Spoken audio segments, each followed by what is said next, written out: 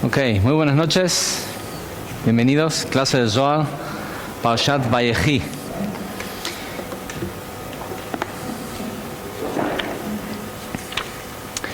Este próximo Shabbat, además de ser mi parashá y mi cumpleaños hebreo, es Shabbat Hazak. Shabbat Hazak quiere decir el Shabbat poderoso. Hay en realidad hay 4 Shabbatot en el año donde se termina un libro de la Torah. Y en el Shabbat en que se termina el libro se lee la última porción que corresponde a ese libro, se lo conoce como Shabbat Hazak, el Shabbat poderoso. Y hay 4 porque el último libro, el libro de Devarim, no se termina en Shabbat, se termina puede pasar que dé la casualidad que Simchat Torah, Shmini Atzeret sea Shabbat, pero no es común. E incluso cuando es así, se lee la lectura de la festividad y no la lectura de... ¿sí? No específicamente el final del libro.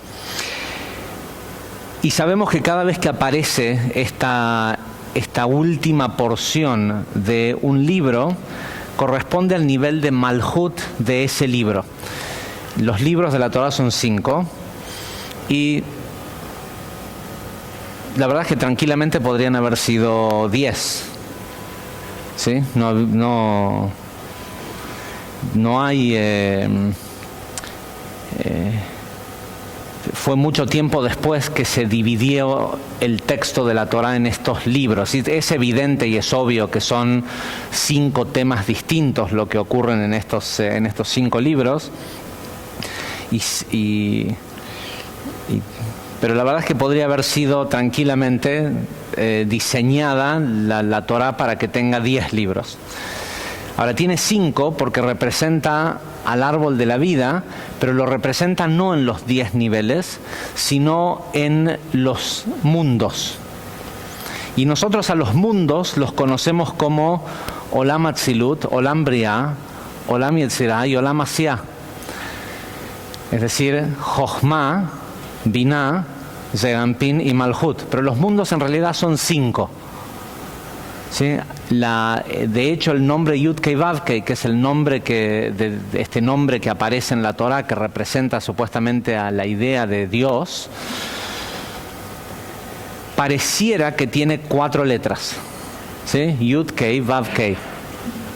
Sin embargo, tanto en el Zohar como incluso después otros cabalistas como el Alter Rebbe, el Baal HaTanya, que fue el fundador de lo que hoy es en el mundo Chabad, ¿sí? Este movimiento hasídico, dice que el nombre Yud-Kei Vav-Kei en realidad tiene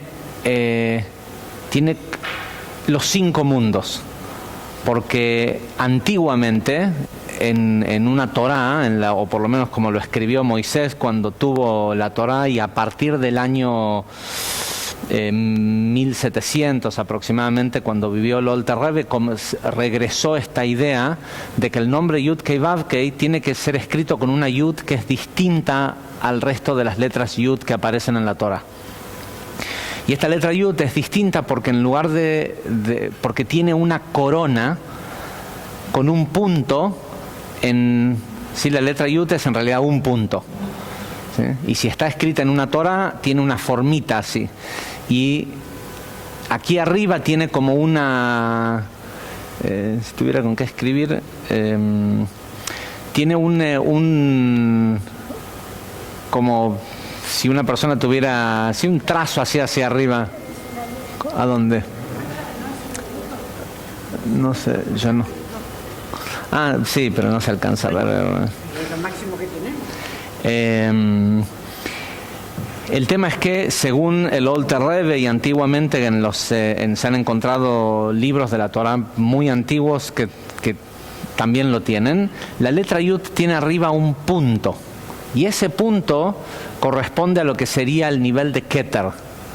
Ahora, Keter, respecto a los mundos, en la Torá está escrito que dice que Dios creó al mundo y puso al hombre sobre él. ¿Sí? El mundo que está por encima del mundo de Atzilut, del mundo de Briá, del mundo de Yetzirah y el mundo de Asiá, se llama Adam Kadmon. ¿Sí? Se llama el hombre primordial. No es un mundo, es igual que los otros mundos, que son los otros tres mundos. El mundo de Asiá es este mundo físico. Los otros tres mundos son tres planos metafísicos que coexisten con este plano físico. Pero hay aún un mundo metafísico superior a todos los otros mundos que se llama hombre, ¿sí? Que es el hombre primordial, Adam Kadmon. Por eso si buscan dibujos del Ein Sof, van a ver, si ponen la palabra Ein Sof en internet, van a ver círculos adentro de círculos, y en algunos de ellos, en algunos dibujos muy antiguos, tienen como iniciales del nombre de los mundos, y generalmente para este mundo primordial, que es el más elevado de todos, aparece este acá, ¿sí? Adam Kadmon o Atika Kadisha. Y este primer libro de la Torá, el libro de Génesis, corresponde a ese nivel, a lo más alto, ¿sí? Al nivel de Keter.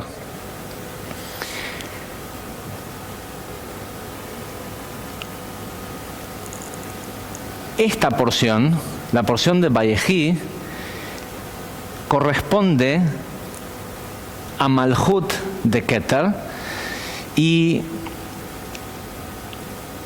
la porción comienza diciendo Vayehi Yaakov. Por una cosa muy particular acerca de esta porción de la Torá: todas las porciones de la Torá, entre una porción y otra, todas, tienen una separación mínima de 5 letras, ¿sí? O la siguiente porción comienza en la línea de abajo. En 4 ocasiones, que es donde cambia de libro, hay un espacio de 5 líneas entre una porción y la otra. La porción de Vayehi no tiene espacio de separación con el resto del libro, ¿sí? Porque lo que denota es que no hay separación entre este nivel de Malhut de Keter o de Adam Kadmon y el resto de la creación, ¿sí? Esa idea de ese hombre primordial, el intelecto que fue creado cuando se creó al hombre bíblico, ¿sí? No al hombre de carne y hueso, sino el intelecto que descendió en ese animal evolutivo que era el hombre evolucionado a través de los reinos. Ese intelecto potencialmente totalmente evolucionado que descendió en el hombre está en todo, ¿sí? Porque tal como dice la Torá, dice Dios creó al hombre encima del mundo, ¿sí? No dice que lo creó en el mundo. Encima tiene una connotación, está por arriba de todo.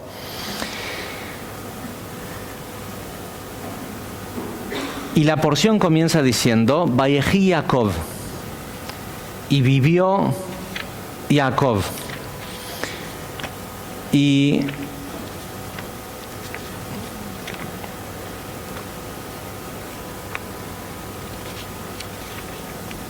cuando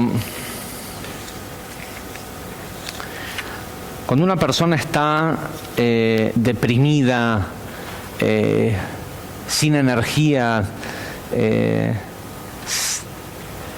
sintiéndose muerto, los cabalistas dicen: lee la porción del Zohar Vayehi. Quiere decir y vivió, ¿sí? Y vivió Jacob. Y continúa diciendo: y vivió Jacob en la tierra de Mitzrayim, 17 años. 17 años es... había vivido 130 años hasta el momento en el que entró a Egipto la semana anterior. Y creo, no lo explicamos en la clase de Zohar, ¿no? No, creo que fue en Shabbat, lo explicamos. Lo primero que hizo Yosef cuando se encontró con su papá fue llevarlo a que conozca al faraón. Y lo primero que le pregunta el faraón es ¿cuántos años tenés? Uno puede pensar que es una pregunta trivial, pero la razón por la cual el faraón le pregunta a Jacob cuántos años tiene es porque hasta ese momento no era posible saber cuántos años tenía la gente. ¿Sí? Hasta ese momento la gente vivía 100 años, 150 años y se morían con la misma apariencia física que cuando llegaban a los 24 años. No existía la vejez. ¿Sí? La gente, no existía ni siquiera la enfermedad. ¿Sí? De acuerdo al Zohar, Jacob negocia y utiliza el poder que tenía para alterar el sistema y traer la enfermedad al mundo. ¿Sí? Y nadie más lo podía hacer más que Jacob, porque las enfermedades son emocionales. Y Jacob representaba al centro de la emoción, a Tiferet. Jacob era el dueño de la emoción. Fue el primero en rectificar totalmente la emoción, con lo cual fue el primero en tener absoluto control sobre la emoción. El faraón le pregunta ¿cuántos años tenés? Y él le dice: los años de mi vida fueron cortos y malos. 130 fueron los años de mi vida. Así es como le contesta Jacob.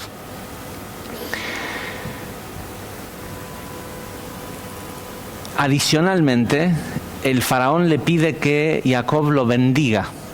Y Jacob lo bendice de una forma que es muy interesante. Muchos de los comentaristas de la Torá dicen que la vida de Jacob se acortó por haberle brindado tanto honor al faraón, que era una persona que representaba al cuerpo, a las fuerzas de la inclinación al mal y todo esto. Porque hay esa idea dentro del judaísmo de que el faraón es el malo de la película. Porque la gran historia de la Biblia es el Éxodo. Pero este faraón no era la misma persona que el faraón de Moisés. ¿Sí? Este era el papá del faraón de Moisés. Y este tipo, según dice el Zohar y el Ari, y el que no estudia Zohar no tiene forma de enterarse de esto, estaba en el nivel de Malhut de Atzilut. O sea, era mucho más elevado que la mayoría de los patriarcas. Y de hecho había una razón por la cual él tenía ese nivel y era el faraón de Egipto, y no... Porque uno puede decir cómo ese alma no encarnó en el hijo de Isaac. ¿Sí? Si había un alma tan elevada que descendiera al mundo, ¿por qué no encarnó en el hijo de Isaac? Para que este debería de haber sido Jacob, ¿no? Si tenía un... Porque adicionalmente hay otro pedazo de información. Es que la porción se llama Vayehi Jacob, y Jacob vivió porque... Y quiere decir más que vivió. Hay todo, el Ari tiene toda una explicación acerca de... uno puede leer esto, puede leer Israel vivió, porque el nombre que tenía en este momento Jacob era Israel. ¿Sí? Le habían cambiado el nombre. Y hay toda una explicación que da el Ari acerca del concepto Melech Israel Hay Vekayam. viene de una frase que está dedicada al rey David, ¿sí? Que dice David Melech Israel Chai Vekayam. David, rey de Israel, vive por siempre. Pero el Ari dice que en un lugar, en un nivel está el rey David, que sí que vive por siempre, porque el rey David representa el nivel de Malhut. Pero Malhut no puede vivir si no recibe luz de Ze'anpin. ¿Sí? Malhut no tiene vida propia. Y la razón por la cual la frase de Teilim dice David Melech Israel Chai Vekayam, David, rey de Israel. Israel uno puede pensar que es un país o es ese territorio, pero Israel es Jacob. ¿Sí? La razón por la cual a este pueblo le llaman Bnei Israel, los hijos de Israel, no es porque son los hijos de un territorio físico en el mundo que se llama Israel.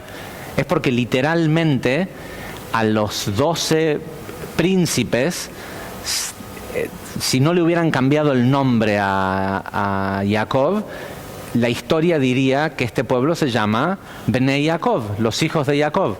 Le cambian el nombre a Israel y pasa a ser los hijos de Israel, pero no tiene nada que ver con ni con un país, ni con un territorio, ni mucho menos con una religión. Ahora, este señor, si se acuerdan la historia de la escalera, ¿sí? Cuando sale de la yeshiva de Shemi Ever y se queda dormido y aparece la historia de la escalera, dice que los ángeles descendían para verlo. También vivió Abraham y también vivió Isaac y también existió Noah o sus hijos, y también existió Shem y Ever, ¿sí? Si son los que le enseñaron a Jacob, seguramente eran almas tan elevadas o más que, ¿sí?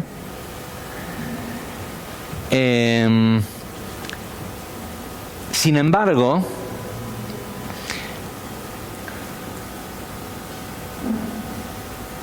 el Midrash cuenta que descendieron a ver a Jacob. Porque le pedís a Moni que si quiere que muestre, pero que les cuente afuera.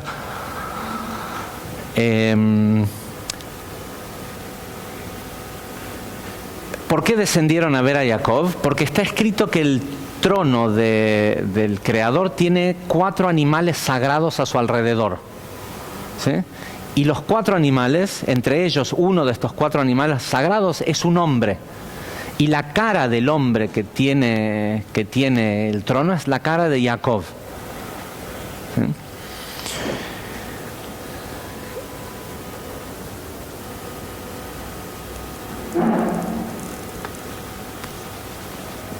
Y sé que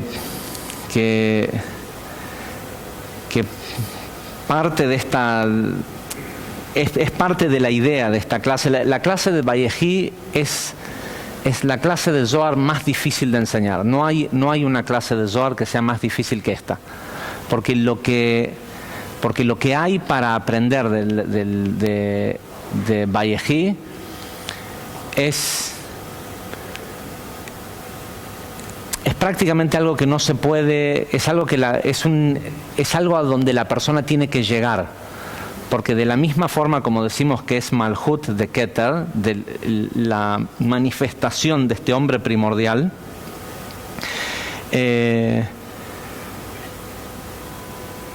todos los cabalistas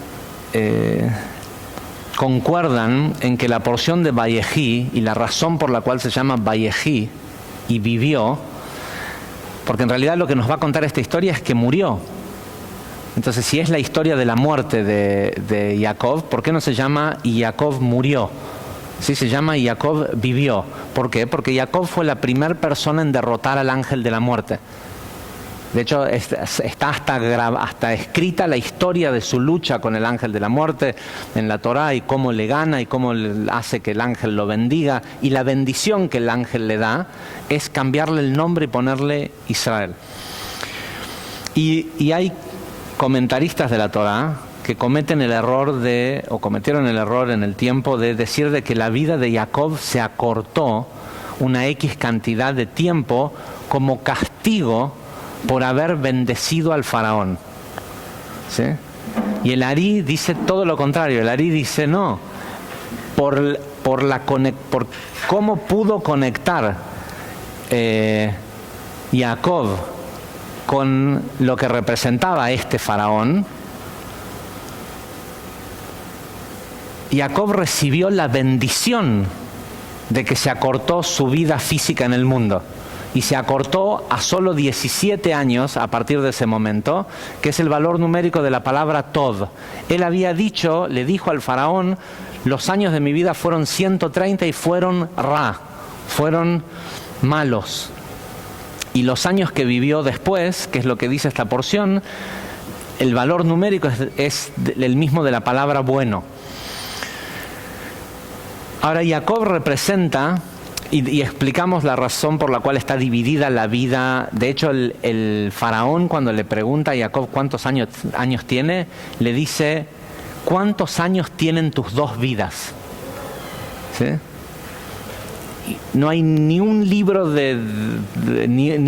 nunca he visto una traducción del Tanaj, aunque sea un Humash, en donde no obvien traducir esto de tus dos vidas, porque como nadie tiene dos vidas, parece como si fuera simplemente un error.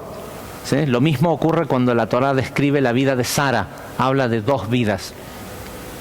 Y la razón por la cual Jacob tiene dos vidas es porque literalmente tuvo una vida que fueron los 130 años en donde a él le tocó corregir los 130 años de separación de separación entre Adán y Javá. En esos 130 años de separación, todas las chispas de luz del Kaal Israel, todas las chispas de luz de lo que se conoce después en la historia del Éxodo como la congregación de Israel. La palabra Kaal, mucha gente por ahí pregunta, vieron que armamos este proyecto de las comunidades alrededor del mundo, gente que pueda de manera abierta y autorregulada generar grupos de Kabbalah aplicada en donde quieran, ¿sí? En donde quieran y cuantos quieran y sí, sin ningún tipo de supervisión, por llamarlo de alguna forma, una especie de, ¿cómo se dice? Como de open source, en donde nosotros les proveemos las clases y la gente se autorregula. Y los mismos alumnos autorregulan el grupo bajo un set de lineamientos. Y si por afinidad o falta de afinidad querés abrir otro grupo a 5 metros de donde ya hay uno, no hay problema, ¿sí?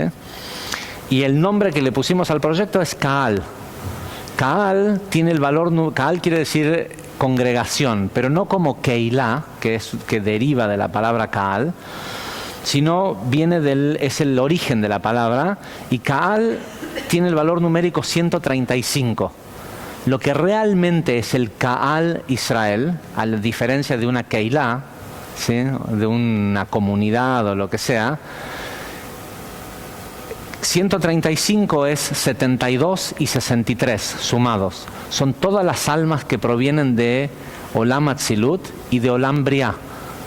¿Sí? Las almas de esta 70ª nación, que es lo que llamamos el pueblo de Israel, provienen de cuando Adán se partió, cuando Adán Kadmon, cuando el hombre primordial se partió por el pecado original, los pedazos, esto que llamamos el pueblo de Israel, que es la gente en el mundo que tiene interés por la espiritualidad, pertenecen a la cabeza de Adán.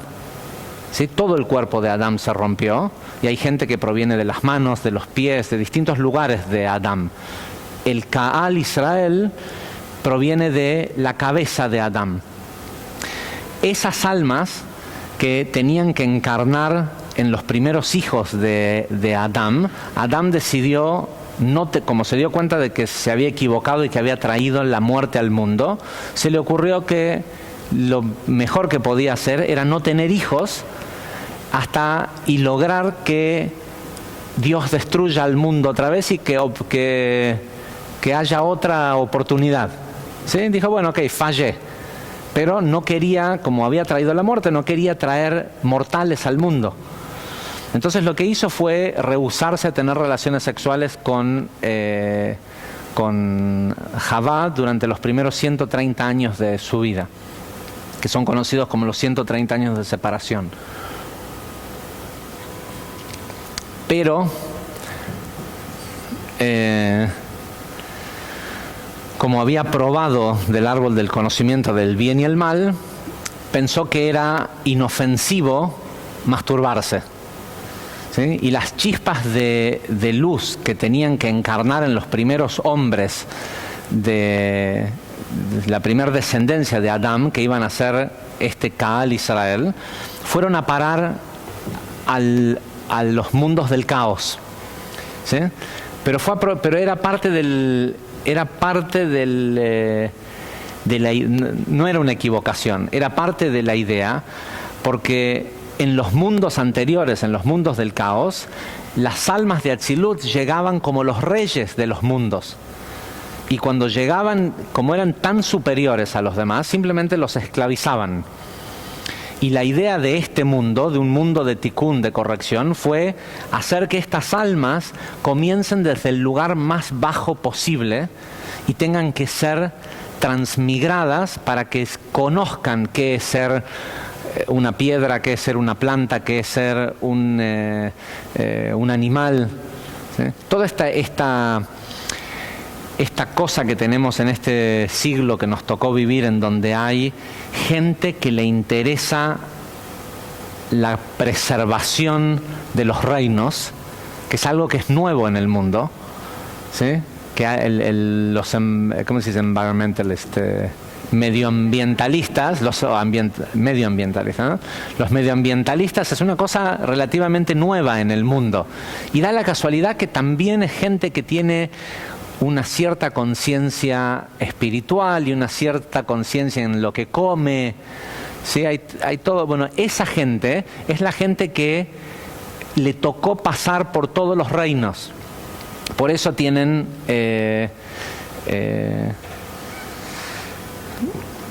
esta empatía con el resto de la creación.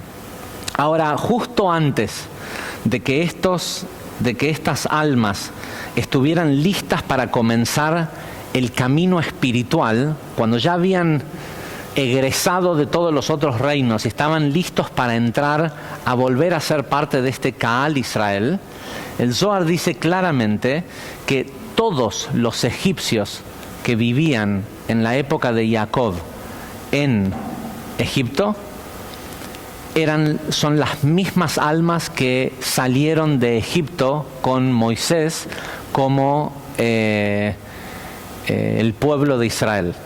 ¿Sí? Con lo cual la gente que dice no, porque este es judío y este es católico y este es musulmán y este es...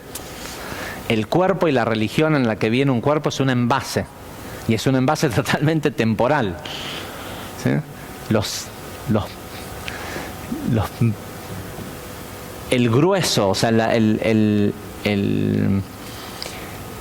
todo aquel que es parte del pueblo de Israel eran los egipcios de este faraón. Y este faraón tenía que ser una persona sumamente elevada, ¿sí? Porque tenía que ser de la misma raíz de alma, porque no ocurre que un gobernante tenga mandato sobre una nación a quienes esa nación no reconocen como un par, pero alguien superior. ¿Sí? Por eso es que los tremendos problemas que hay en el mundo árabe proviene de ahí, de que la mayoría de las etnias árabes en el mundo no son de las mismas etnias o razas que sus reyes. Si uno va a Jordania y ve a los jordanos y después ves a un rey rubio, ¿sí? De ojos azules, o sea, y en realidad es porque las familias del mundo árabe se dividió sobre una mesa, ¿sí? todos los reyes del mundo árabe son de una misma familia. Son una sola familia, en realidad dos familias, que se sentaron en una mesa con Francia, hicieron un tratado y se dividieron el mundo árabe como quisieron, y tienen este problema constante de que lo que vemos en Egipto y lo que vemos en un montón en el Líbano, que la gente no responde finalmente a un líder que lo reconoce extraño, ¿sí? Ahora, este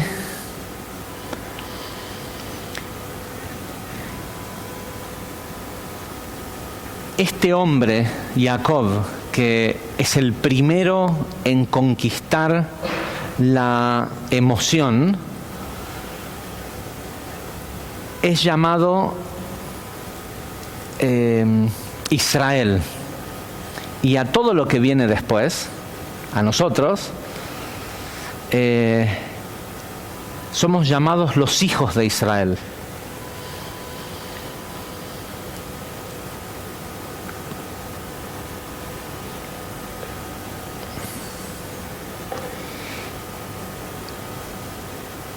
Y hay un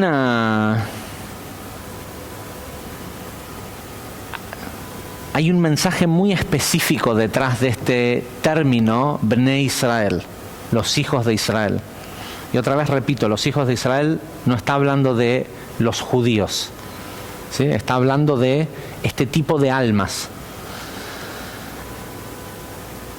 Los hijos de Israel son herederos de Israel, ¿sí? Y este hombre, Jacob,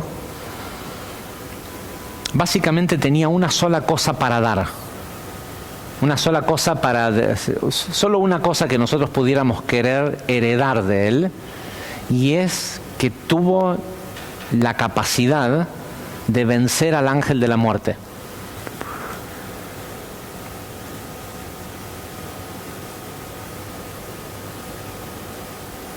Ahora, en esta porción,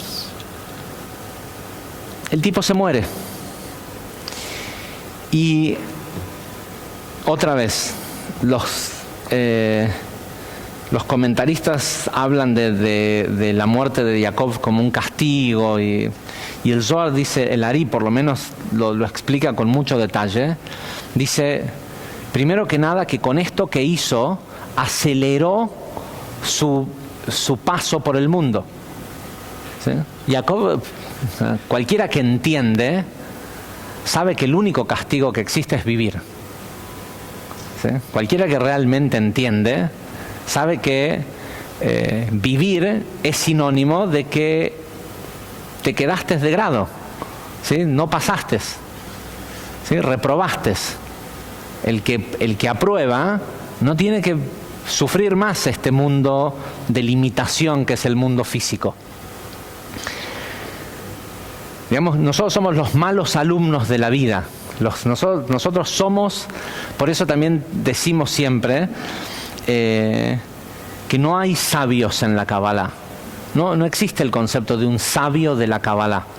Porque si está vivo en este mundo, no es un sabio. Porque todavía le falta una última lección que la va a aprender solo cuando muera.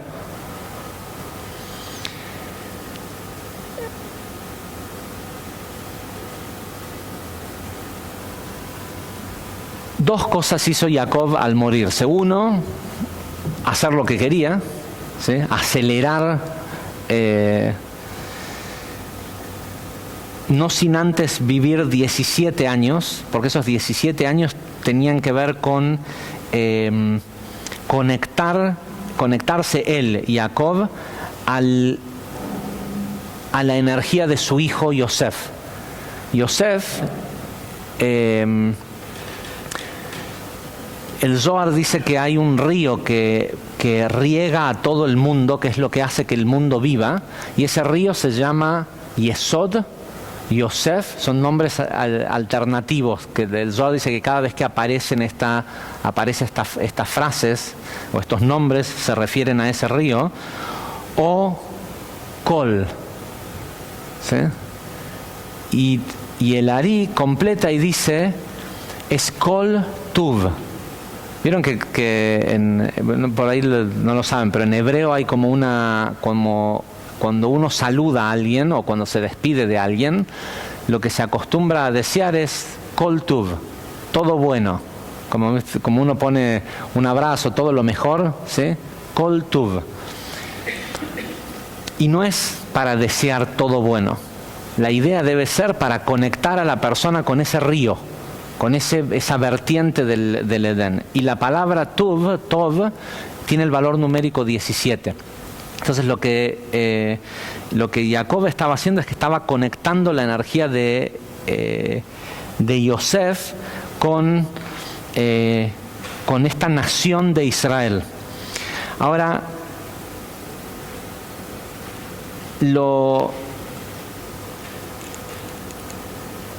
el tema central de la parashá de Vayehi es la bendición que Jacob le da a sus hijos antes de morir.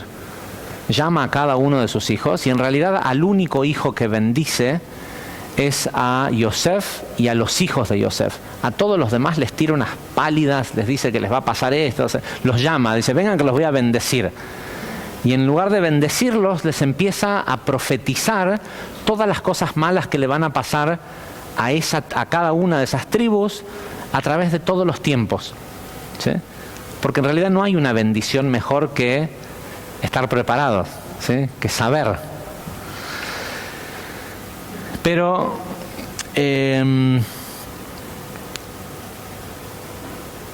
lo que nos dice la Torá comienza diciendo, cuando habla de Jacob y que se da cuenta que se va a morir. Además hay algo que no lo voy a explicar en detalle este año, porque ya lo explicamos el año pasado, pero Jacob lo que hace con Yosef es que planea,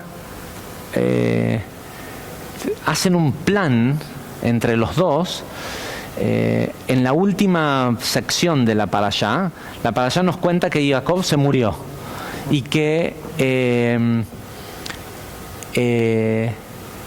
Yosef va al faraón y le dice, faraón, se murió mi papá. Dice, y a mí me gustaría, en honor a usted, brindarle a mi papá las costumbres del duelo de Egipto y no el de mi pueblo, ¿sí? En lugar de decirle, mira, lo que vamos a hacer es sentarnos durante 7 días a hacer Shiva por mi papá, le dice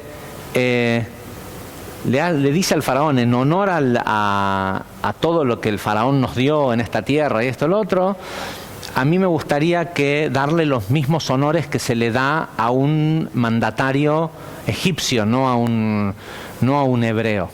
Porque además, Yosef, sabiendo que, no sé si saben que para los egipcios trabajar era algo asqueroso, ¿sí? Entonces la tierra de Goshen, que era la tierra que les tocó a ellos, que era la tierra más rica de Egipto para criar ganado, los pastores en Egipto, cualquiera que tuviera que hacer trabajo físico, estaba visto como algo denigrante, ¿sí? Era algo desagradable que la gente trabajara. Entonces los hebreos estaban vistos como una categoría inferior de ciudadanos, pero a ellos no les importaba, porque en realidad ellos estaban consiguiendo lo que realmente habían ido a buscar a Egipto, que era la riqueza de Egipto. Ahora, cuando el faraón escucha esto de Yosef y le parece genial la idea, y le dice, sí, vas a llevar los carruajes reales de Egipto y vas a llevar a enterrar a tu padre ahí a donde él te pidió que lo entierres, pero vas a ir con todos los carruajes. Y la palabra carruajes, ¿sí? Los carruajes no... un carruaje es una vasija que contiene lo que lleva adentro, ¿sí? Y el carruaje de un rey transporta la investidura del rey, no solo a la persona, sino todo lo que el rey significa. Y Jacob y Yosef, antes de que muriera Jacob, arreglan que van a hacer esto con la intención de tomar los carruajes reales de Egipto y llevar a todos los ministros y los magos de Egipto a que salgan de la frontera de la tierra de Egipto, que tenía esta protección para ese tipo de magia que ellos hacían y para lo que simbolizaban, y que vayan a la tierra de Israel. De hecho, la Torá cuenta que en el momento en el que cruzaron la tierra el Jordán y entraron a la tierra de Israel, dice que hubo era como un alarido de llanto, de dolor que se escuchaba, y la gente del lugar le llamó a ese lugar, le cambiaron el nombre y le pusieron Abel Mitzrayim, el duelo de Egipto. Y en realidad quienes estaban, el duelo era por Jacob, ¿sí? Pero lo que dice que sucedió es que cuando cruzaron el Jordán, todos los magos y los metafísicos que tenía Egipto se dieron cuenta de lo que había pasado. Y lo que estaban llorando era que habían perdido el poder. Lo que Jacob le había hecho hacer a Yosef es tomar los carruajes reales, llenarlos con los ministros y con todas las personas que tenían poder y transferir ese poder de Egipto a la tierra de Israel. Hay una serie de... lo que pasa, ya lo explicamos el año pasado, hay toda una secuencia, pero Jacob hizo ese trabajo durante 130 años afuera de Egipto para poder entrar a Egipto corregido y vivir, es decir, extraer la energía de vida que estaba, la luz que estaba atrapada en la clipá en Egipto. Yosef lo que hizo fue obligar, Yosef se quedó primero con todo el dinero y con todas las tierras y el ganado de Egipto en los años de ¿cómo se llama?, de hambruna.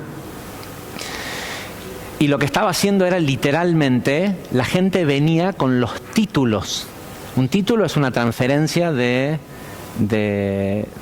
¿cómo se dice?, de ownership, de propiedad, ¿sí? Entonces, toda la gente que tenía un título o algo de una tierra en propiedad en Egipto, se la entregó en manos a Yosef. Y Yosef la tomó, ¿sí? Al principio a cambio de los granos que habían juntado. Primero les pidió todo el dinero que tenían, después les sacó todo el ganado que tenían, y después le sacó las tierras. Y una vez que le sacó todo, volvió la abundancia a Egipto. Es decir, lo que él hizo fue tomar posesión de todo ese poder metafísico, y después les dijo, bueno, ahora es todo mío. Porque yo sé que suena como que cualquiera que lo ve desde afuera puede decir, este Yosef que fue y se robó toda la riqueza que había en el mundo. Pero tenía que ocurrir porque toda la riqueza del mundo tiene que pasar por Yesod. Y lo que él hizo fue juntar todas las chispas de luz que había en el mundo en respecto a lo material y tomar posesión de eso. A mí me pasó de ir a la tumba de Yosef en Nablus, en Shem, que es una zona donde está prohibido que vayan israelíes o incluso judíos si no van acompañados por si no se organiza un ¿cómo se dice? Un contingente militar. Si no vas con un convoy, no podés entrar. Y obviamente yo tengo dos pasaportes, un pasaporte en donde cuando viajo a países árabes uso ese pasaporte y el de otro país uso para entrar a Israel. Entonces llevé el pasaporte donde tengo todas las entradas a Qatar, a los Emiratos, a lugares donde normalmente no te dejan entrar si tenés sellos de haber ido a Israel. Y me fui con un taxista jordano en un auto con matrícula palestina. Y por supuesto el taxista me dijo, no vayas ni a rezar en hebreo ni a hacer ninguna cosa cuando estés ahí porque es realmente peligroso. Llegamos, estaba cerrado y conseguimos que le preguntamos a un policía y el policía fue a buscar la llave, volvió media hora después con la llave de la tumba de Yosef y la abrió solo para el taxista y para nosotros, pero entró con nosotros el policía. Y cuando estábamos adentro dice, ¿por qué se les ocurrió venir a ver esto? Entonces yo le digo, en realidad yo estaba acá en Nablus y me dijeron que hay un lugar sagrado, que hay especial, qué sé yo, y vinimos a ver qué era. Me dice, ¿y qué? ¿Y no sabes qué es esto? No, le digo, ¿qué es? Me dice, me mira así como diciendo, ¿qué? Dice, esta es la tumba de Yosef, el hijo de Jacob. Le digo, ¿y quién era? Me dice, ¿cómo quién era? Dice, este es el hombre que salvó al mundo del hambre. ¿Sí? De hecho, cuando el taxista, que tengo una foto que es alucinante, cuando el taxista escuchó esto, se apoyó sobre la tumba de Yosef y empezó a rezar en árabe. Después me contó que era porque esa semana estaba por comprar el taxi con el que me había llevado y se iba a independizar. Entonces dice, fue como un milagro de terminar justo acá. Y yo sé que cuando uno lo ve desde afuera parece como Yosef el que se robó, pero lo que Yosef hizo de hecho lo que hizo Yosef después fue decirles, bueno, ahora es todo mío, se los alquilo a cambio del 10% de las ganancias, del 20% de las ganancias. Yo les doy un lease, ¿cómo se dice? ¿Cómo? No, un contrato de uso de la tierra, pero no de ownership, ¿cómo se llama? No de tener un contrato, un comodato de uso, ¿sí? Sí, pero es un como te lo dejo usar mientras que me des el 20% del usufructo de la ganancia que produzca la tierra. Un leasing.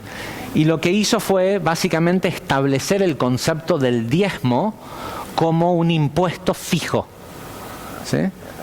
Y además el que la gente entienda que no somos dueños de nada, que cuando estamos en este mundo no sos dueño de nada, ¿sí?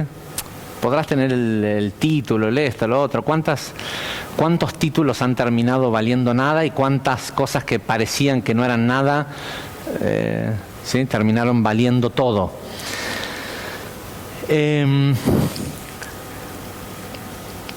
Ahora, esta transferencia de este reajuste de la energía del sustento, después lo termina, si prestan atención, entre que se muere Yosef y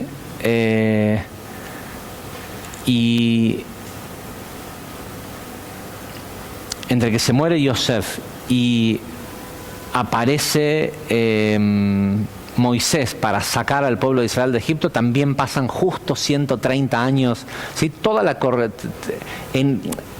razón de hecho por la cual la halajá dice de que alguien que es del pueblo de Israel nunca debe volver a Egipto, no es porque ahí fuimos esclavos, es porque una persona no debe hacer nada en su vida que no sea para extraer las chispas de luz de los mundos del caos y transmigrarlas a la luz. Y en Egipto, cuando Moisés se fue, no quedó una sola chispa de luz, ¿sí? por lo menos de las del Kaal Israel. ¿Sí? No hay nada, no hay trabajo espiritual que ir a hacer a Egipto. ¿Sí? Y la gente va y ves las pirámides y es una obra alucinante, el otro, lo que sea, pero vas a, no sé, a un lugar mucho más precario en Perú, ¿sí? Cosas mucho menos imponentes y uno siente la energía. Y Egipto está vacío. ¿Sí?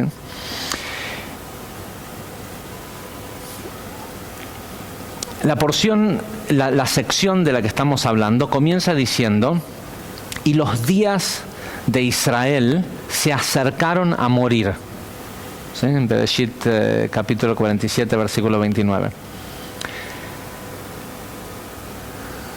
Dice, Rabbi Hiyá dijo, cuando él vio el sufrimiento que iban a sufrir sus hijos en el exilio, su alma decidió que era mejor acercarse a la muerte.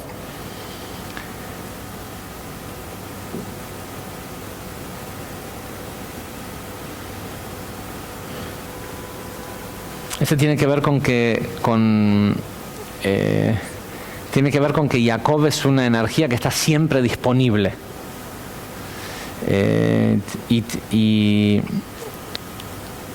A ver, lo vamos a ir explicando a medida que nos acerquemos.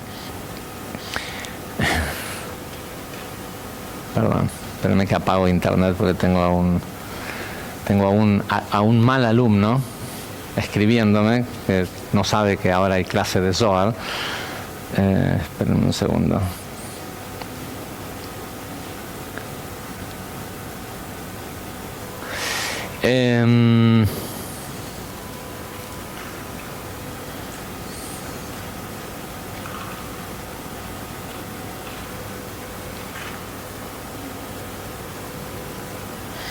Ok, dice, cuando Jacob se dio cuenta de que sus hijos, de que lo que devenía después de estos años de unión entre Yosef y Jacob era el comienzo del exilio, su alma no podía permanecer ahí. O sea, no podía seguir vivo. En el momento en que Jacob murió, comenzó, digamos, el exilio de Egipto. Dice, pero el nivel de alma que él había alcanzado, no así como el de la Shejinah, que sí se quedó en el exilio con el pueblo de Israel, el alma de Jacob, el alma de Israel que representa Zeranpin, no podía entrar en un exilio.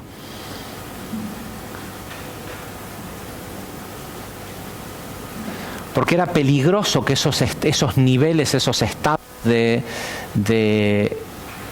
alma pudieran ser capturados por las fuerzas de la inclinación al mal en el exilio.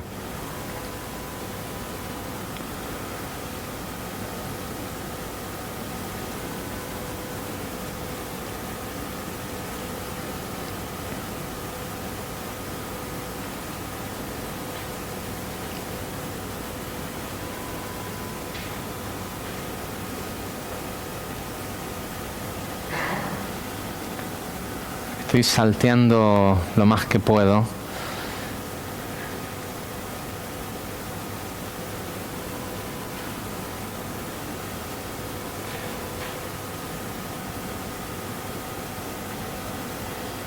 Ok. Ahora escuchen esto. Esto que les voy a leer es algo aislado. Después vamos a saltear hacia otra parte. Pero dice, Jacob lo llamó a Yosef y le dijo, si vos querés ser liberado de los pesares y los males que van a caer sobre mis hijos, dice, prometeme o jurame lo siguiente. Jurame ante el Rey del Universo, como testigo, de que te vas a conducir de acuerdo a la verdad y a la justicia.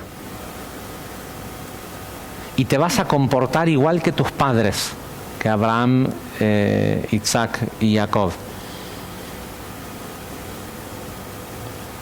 y le vas a enseñar el cómo se comportaban tus padres a todas las generaciones, a todas aquellas que van a venir después de ti. Yosef ya se murió, ¿no? ¿Cómo iba a ser Yosef para enseñarle eso a todas las generaciones? ¿Sí? ¿Será que Jacob le estaba hablando al hijo Yosef? ¿Sí?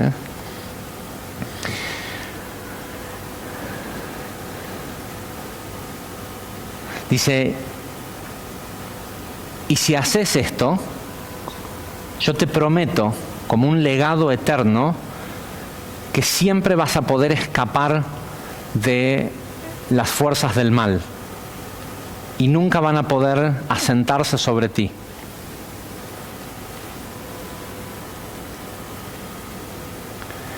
Dice, Rabbi Shimon se paró y dijo, y se paró, dice, acá agrega Rav Ashlag, en el comentario agrega, se paró para explicar esta dificultad que hay en el entendimiento del por qué Jacob le habla a Yosef y no a todos sus hijos, por qué no citó a todas las tribus.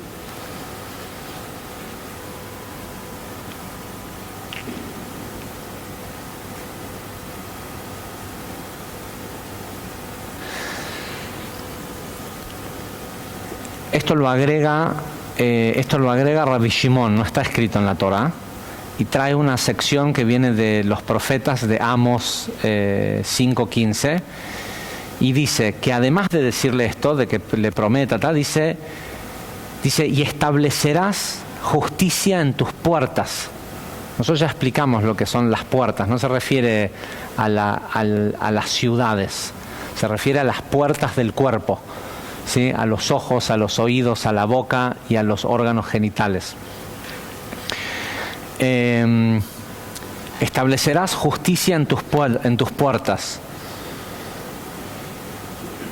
Dice, y ahí será cuando Yud-Kei Vav-Kei, el Dios de los ejércitos,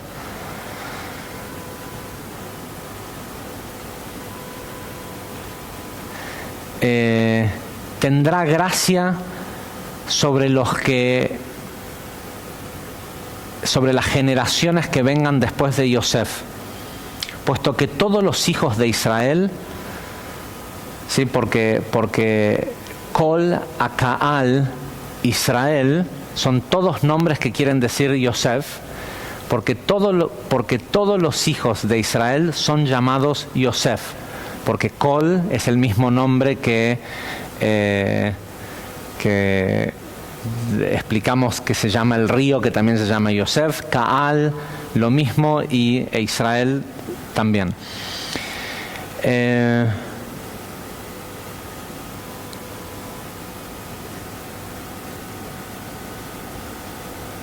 Dice, y si vas a hacer esto, dijo Jacob, prométeme que no me vas a enterrar ni a mí ni a ninguno de mis hijos, a los príncipes, en la tierra de Egipto, sino que me vas a llevar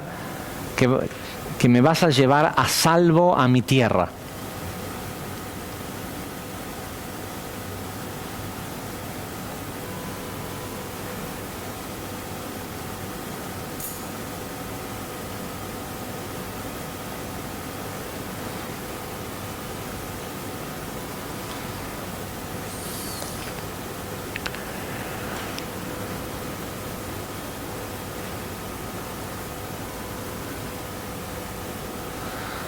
Okay.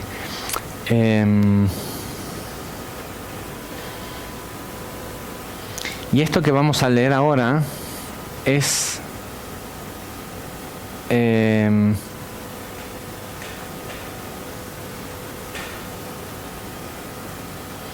una sección que según Rav Ashlag está puesta en el Zohar, pero que no viene de Rabbi Shimon Bar Yochai, sino que es de Rav Avnuna Zaba. Rav Avnuna Zaba fue un La gente que ha hecho el viaje a Israel, Rav Avnuna Saba es el tzadik que está enterrado arriba de la tierra, que no está enterrado bajo tierra, sino que está enterrado en una montaña que subimos por unas escaleritas. Hay unas escaleritas hechas de piedra así en una montaña y en una cueva, ¿se acuerdan? Sobre la montaña, y está enterrado. Y es considerado tan elevado como Shem y Ever. Esta idea de Avnuna Saba, el abuelo, es porque es como uno de los, como los patriarcas son padres, Avnuna fue abuelo, ¿sí? Y el Zohar cuenta historias sobre él, que fue y volvió de la muerte varias veces. Era una persona sumamente especial. Igual el Zohar lo describe como que Rav Abba es el que está diciendo esto, pero Rav Ashlag dice que esto es una sección de Rav Avnuna Saba. Dice, empieza con un versículo de esta parashá, donde dice: y pasó que después de estas cosas,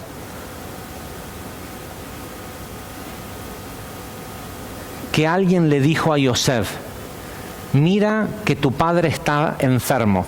Esta es la primera vez que aparece en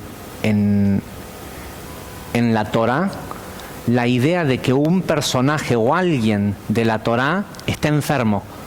Nunca antes en ningún momento la Torá habla de la palabra, no aparece la palabra enfermo en la Torá. De ahí en más, sí, en la historia del Éxodo, cada vez que se mandan una macana, se enferman todos de una plaga y de lepra y de esto y del otro, y empiezan a haber enfermedades en el mundo. Y lo que le dicen a Yosef es: mira que, ¿por qué le vienen a avisar esto tan extraño?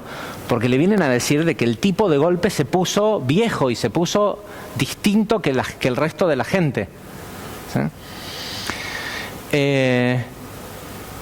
Y Jacob, que representaba la emoción, lo que estaba haciendo en ese momento, porque él pudo ver todo el caos que iba a venir al mundo, es instaurar la enfermedad como un sistema de alerta temprana para que la persona se dé cuenta a través de la enfermedad o del avejentar que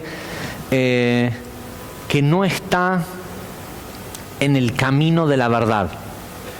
Después de esto, está escrito, después de la muerte de Jacob, aparece este concepto que cuando uno, en los textos de la liturgia, cuando uno le pide algo a Dios, lo que le pide es Titen emet le Jacob, Hesed le Abraham, ¿sí? El pedido a la creación, a lo que sea, es: dame la verdad de Jacob y la misericordia de Abraham. ¿Cuál es esta verdad de Jacob?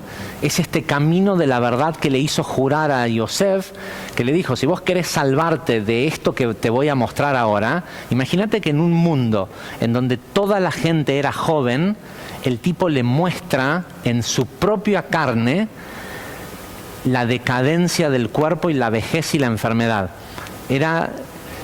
Hoy la enfermedad y la vejez es una cosa horrible, ¿sí? Imagínate para un mundo que nunca antes lo había visto. La gente le viene a decir a Yosef, le dice: mirá lo que algo le está pasando a tu papá, ¿sí? Y él le dice: esta va a ser la seña de que la persona no está cumpliendo la promesa de estar sobre el camino de la verdad.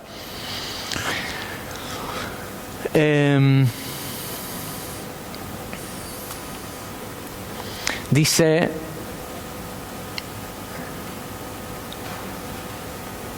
en la Mishnah, Rabbi Hizkiya dijo: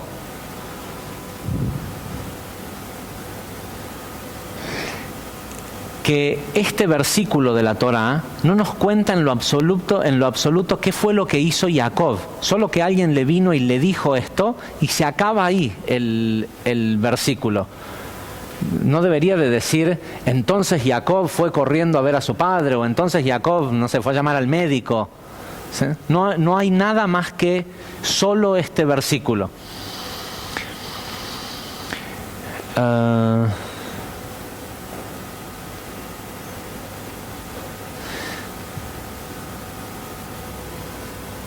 Dice, y sin embargo, lo que la Mishnah nos explica inmediatamente después de esto, es que esto que estaba ocurriendo ahí, eso, el de que Jacob se enfermara y se estuviera por morir, es lo que iba a traer al mundo la redención final de todo caos y del ángel de la muerte. Porque la gente antes se moría y nadie entendía por qué se moría. Decían, ok, llegó el momento de morir. Pero nadie tenía una forma de saber si ese era realmente el momento de morir o si la persona había cortado los años de su vida porque ya no podía hacer más tikún en esa... No todos los que morían como Jacob, que nunca más reencarnaban.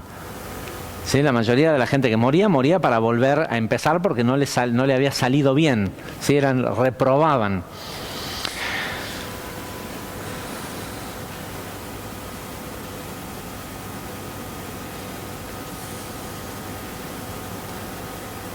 Ahora, dice, el verdadero significado de este es lo siguiente. Tu padre está enfermo, cuando le viene alguien y le dice, tampoco sabemos quién fue el que le dijo, cuando viene alguien y le dice esto a Yosef, tu padre está enfermo, significa que el santo bendito sea él, el sistema, Dios, como le quieran llamar, está enfermo de angustia por lo que ve que ocurre en el mundo. Y cuando le dicen, toma a tus hijos Efraín y Menashe para que vayan a verlo al padre, ¿sí? Quiere decir que dice que sea placentero para Dios en el cielo el acoger o el recibir a los hijos de Yosef. Los hijos de Yosef, que acá simbólicamente son Efraín y Menashe, somos nosotros, porque esto dice lo que va a ocurrir en el fin de los tiempos, que se han incrementado y se han multiplicado. ¿Por qué hacer esta salvedad de decir que se han incrementado y se han multiplicado? Porque está hablando de los hijos de Israel en el exilio, que son una gran cantidad de gente y que están por todos lados.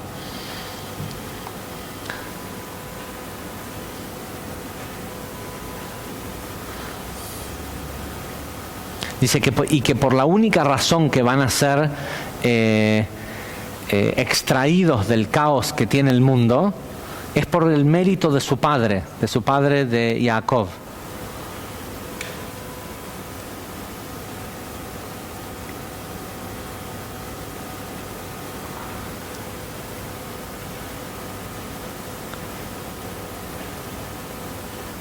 Dice, pero habrá un día en particular. Esto yo no sé si es importante entenderlo, pero el escucharlo es importante, porque despierta algo que todos nosotros sabemos que va a ocurrir, aunque acá se oiga de una forma media fabulosa. Dice, pero va a llegar un día en particular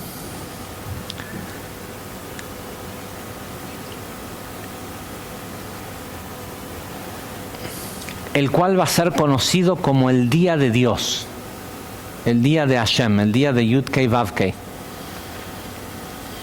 donde no va a haber ni día ni noche.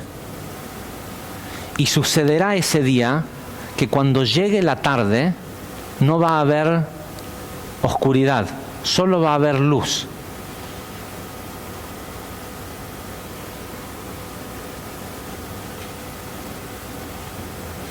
Dice, y comenzó a explicar el versículo que dice, y tomó a sus hijos Efraín y Menashe.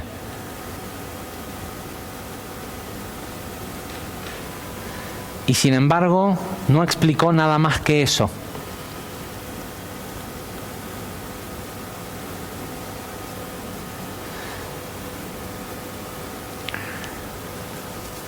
Dice, y el Zohar continúa diciendo, esto lo escribe Rav Ashlag, continúa diciendo que lo que en realidad quería o era el deseo de explicar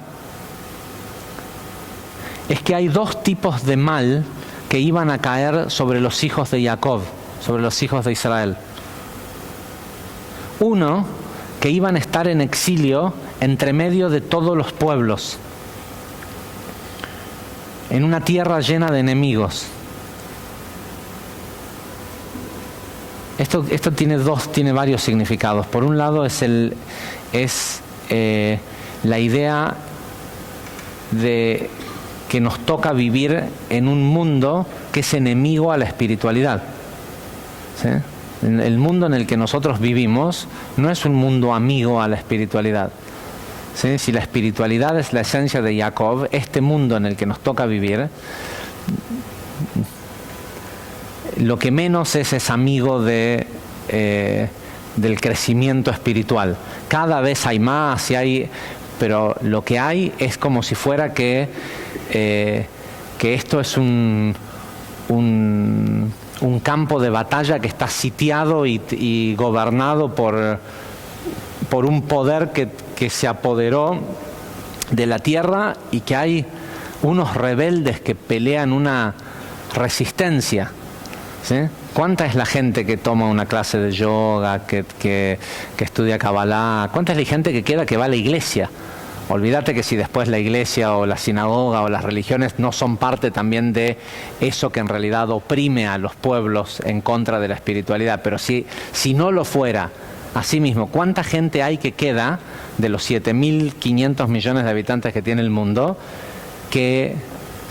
De los 3.000 millones que van a celebrar Navidad la semana que viene, ¿cuánta gente va a ir a una misa de Navidad?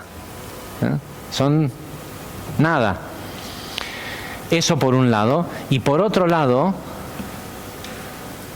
Israel, que es esta idea de Adam Katmon, el hombre primordial, una parte de nuestro intelecto que está totalmente oprimido, está preso en una tierra de enemigos. ¿Sí? ¿Y quiénes son los enemigos de los hijos de Jacob? Jacob representa la emoción, el miedo, la angustia, este consciente colectivo de si dejas las cosas que sean, van hacia el caos. ¿Sí? Vivimos en un mundo que aceptó en los años 70 la teoría del caos, que dice de que si el hombre no interviene y deja que las cosas sean, todo tiende al caos. Porque nosotros decidimos que el verdadero orden de este mundo no lo queremos. Las cosas no van hacia el caos. Vos dejás a una ciudad 300 años sin humanos que jodan todo lo que existe y vuelve a la perfecta armonía, no vuelve al caos. Lo que pasa es que a esa perfecta armonía de que la tierra produzca alimentos solos y que haya suficiente alimento para todos los seres que vivan en ella, nosotros le llamamos caos y le llamamos orden a apilarnos en pequeños puntos en la tierra llamadas ciudades, y lo hacemos solo por miedo. ¿Sí? La única razón por la cual nos apilamos en la forma que nos apilamos es porque tenemos miedo a no tener la protección del clan. ¿Sí? A no tener, ¿por qué? Porque sabemos que los animales no nos tienen miedo.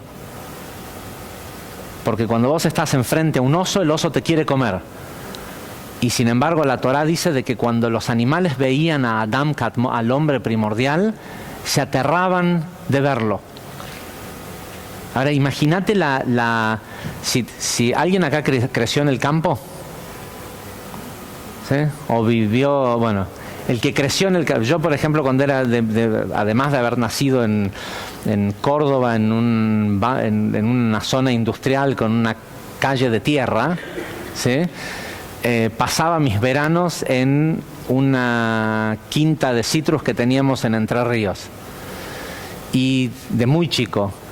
Y qué sé, un día corres la cortina para abrir el coso y en la cortina hay una araña de este tamaño, y la agarrás y la sacás y la tirás afuera. ¿sí?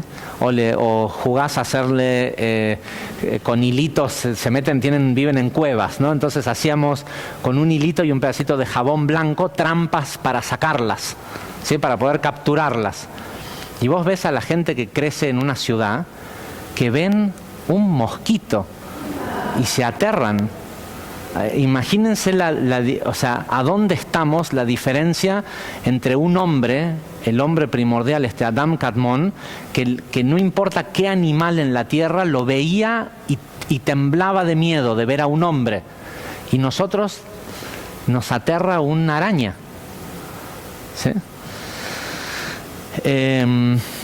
Con lo cual parte de lo que esto quiere decir es que somos estamos ese hombre primordial, Jacob, esa capacidad de ver belleza en todo, es esclava o está en exilio en un cuerpo que está lleno de enemigos. Si pudiéramos entender que ese miedo a la araña o lo que sea es un enemigo, y es un enemigo mucho peor que cualquier medida de un gobierno, que cualquier ejército que ataque ¿sí? Porque el estar indefenso de uno mismo no hay una cosa peor que el tener miedo de uno mismo.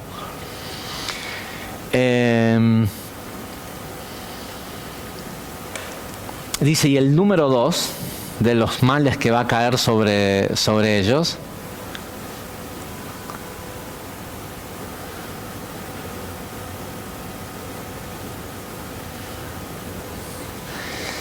es que van a ser abandonados de la capacidad de distinguir la verdad. Y por eso, dice, el Creador los va a abandonar en esta tierra de enemigos. Dice, pero eventualmente, ese día,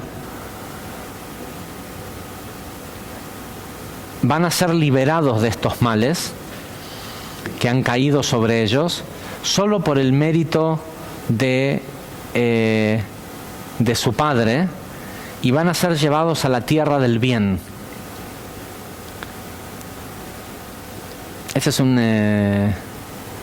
Este concepto de la tierra del bien es algo que hay como una idea de que esto pudiera querer decir la tierra de Israel.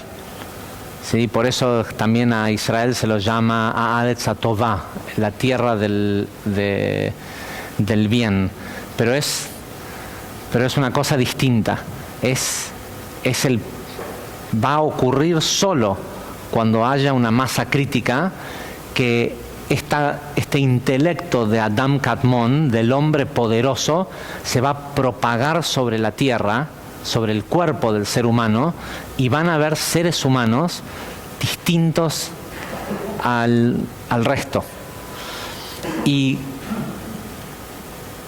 la realidad de los hechos es que eventualmente todos los otros seres humanos se van a extinguir. Pero no, para el que se esté extinguiendo, va a ser vivido como una guerra, como el máximo del caos. Pero para aquel que tenga la capacidad de ver cómo funciona el sistema, también va a poder percibir cómo todo eso que se está extinguiendo se va a reabsorber en lo corregido. ¿Sí? Nosotros hoy no lo podemos, no nos damos cuenta de esto, pero nosotros vamos por la vida constantemente dejando partes nuestras y recogiendo otras partes. La razón por la cual vos podés sentarte en una mesa de un restaurante y tener la sensación de que no me quiero sentar ahí, y el mozo te fue y te sentó ahí, y alguien dice, no, ya estamos acá, quédate acá, y a los 5 minutos te estás peleando con la persona con la que te fuiste a sentar a esa mesa, es porque esas personas que se pelearon antes en esa mesa no se fueron todavía. No es que no se fueron, vivimos dejando partes nuestras en todo lo que hacemos, en todo, y vivimos recogiendo, pensamos que somos individuos. Y esa mentalidad del individuo, esa es nuestra principal esencia de esclavitud. ¿Sí?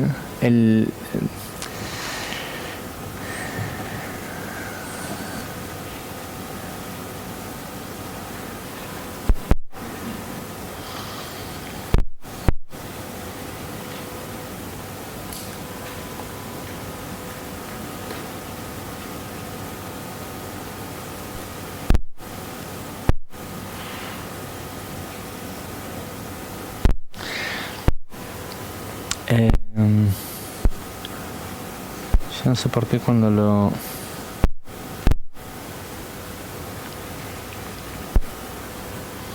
Ok, vamos a tratar de resumir esto lo más posible.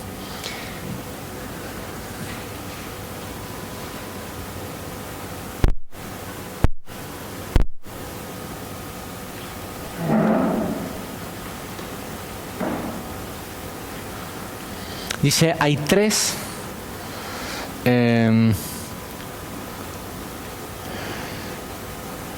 dice, hubieron dos grandes ministros que estaban golpeando en el trono de la gloria de Israel.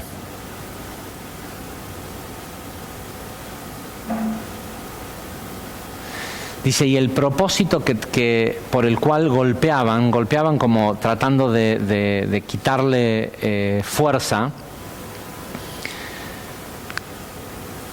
era para quitarles la quinta medida, dice el Zohar. Porque mientras no tengan esta quinta medida, siempre van a permanecer en exilio.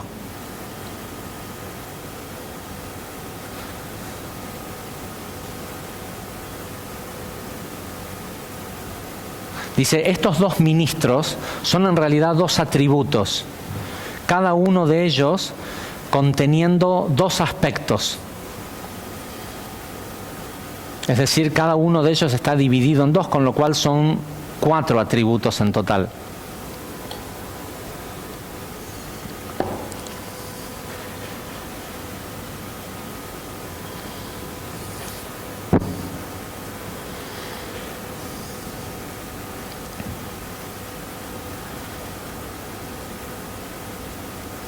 Hay toda una discusión sobre estos ministros de que al final, cómo es que al final sí van a terminar siendo liberados de este exilio, pero no es por su propio mérito, sino por el mérito de sus padres.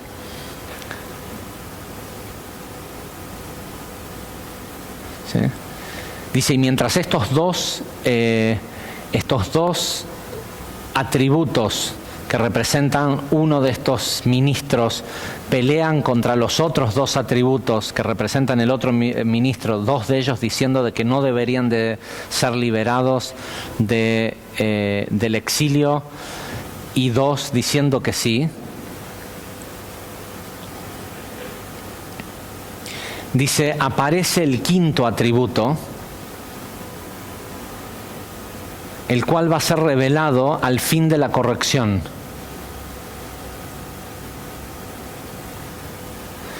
Dice, ¿y cómo va a ser revelado? Dice, se va a apoyar sobre el trono de la gloria del nombre sagrado.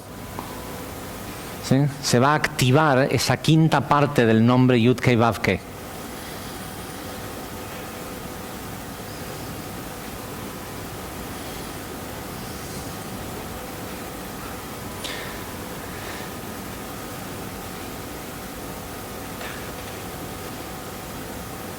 Y esa quinta medida, dice, va a tener solo cosas positivas para decir acerca de los hijos de Israel. Y las dos primeras medidas no van a tener más injerencia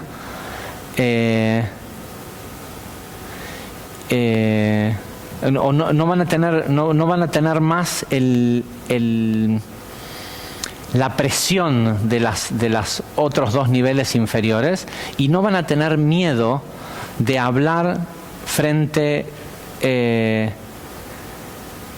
frente al Creador, de hablar bien acerca de Israel, como lo hacían anteriormente. Puesto que el quinto atributo, el cual se consideraba que reinaba sobre la noche, ahora salió y brilla sobre ellos.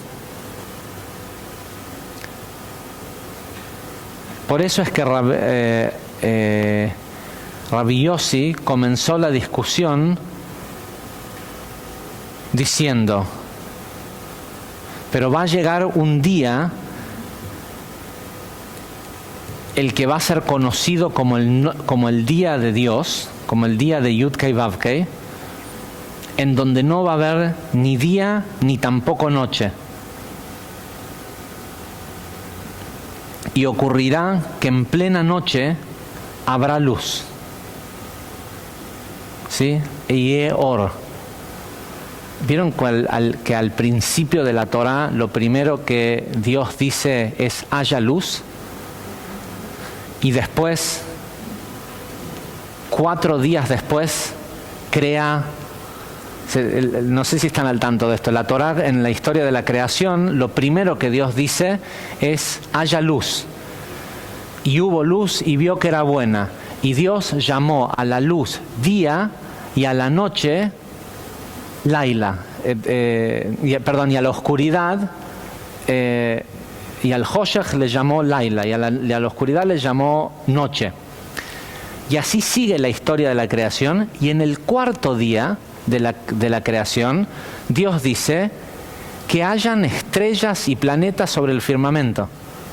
Y la gran pregunta es cómo hubo día y noche los primeros 4 días, si no había sol si no existía el sol, ¿cómo es que había la diferenciación entre el día y la noche? Y en realidad que haya luz se refiere a esta luz, ¿sí? Va a haber y literalmente el Zohar el Zohar en la porción de la semana que viene, cuando describe cómo va a ser la revelación del Gemara Tikkun, en la porción de Shemot, en el libro que viene, es donde aparece en el Zohar la descripción de qué va a ocurrir en Shemot 112 del Zohar, es donde aparece la descripción de cómo va a ser el fin de la corrección. ¿Sí? Cuando aparezca esta conciencia de Mesías y todo esto.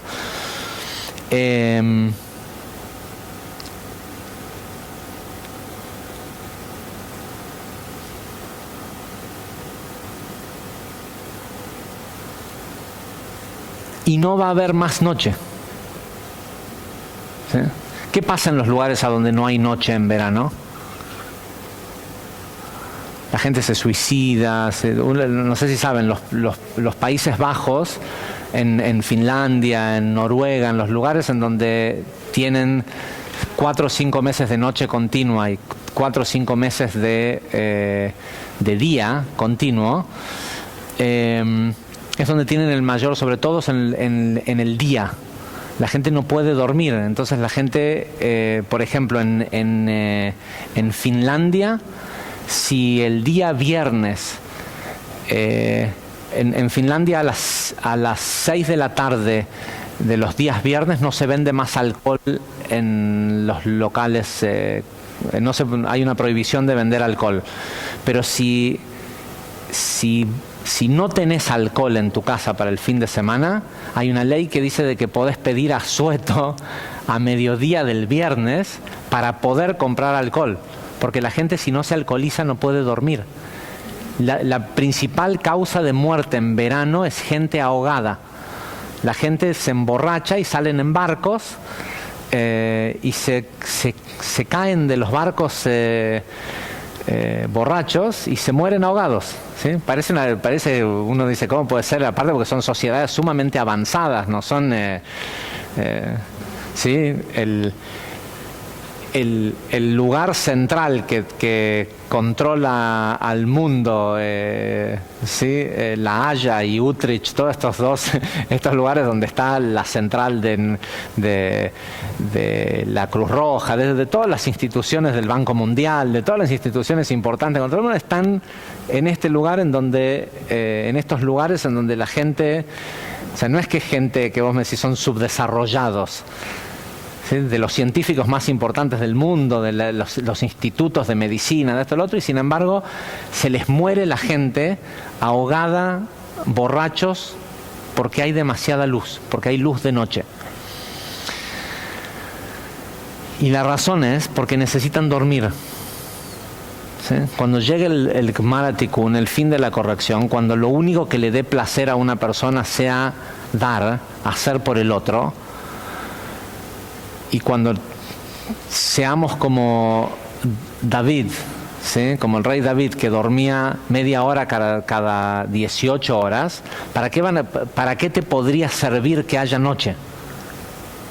¿Sí? Parte de lo que va a ocurrir en el Gmar Tikkun es que no va a haber más noche. Literalmente no va a haber más noche físicamente, porque no es cierto que nosotros dependemos del sol para que haya luz. ¿Sí? La ciencia dice que el universo es totalmente oscuro, y no es cierto, es al revés, es totalmente luz.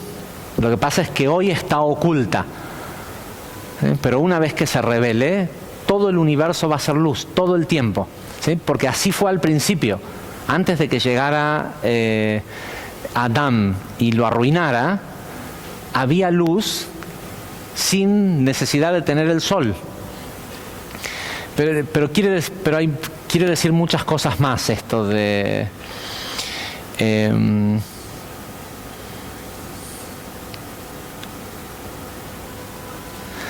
Continúa el Zohar diciendo, y hemos aprendido que cuando el versículo dice, y Dios llamó a la noche, a la luz día, y a la noche la llamó, y a la oscuridad la llamó noche, Bereshit 1:5, quiere decir, en realidad, que Nukva de Zeir Anpin fue llamada noche o llamada oscuridad, y que solo recibe del día, que es Zeir Anpin.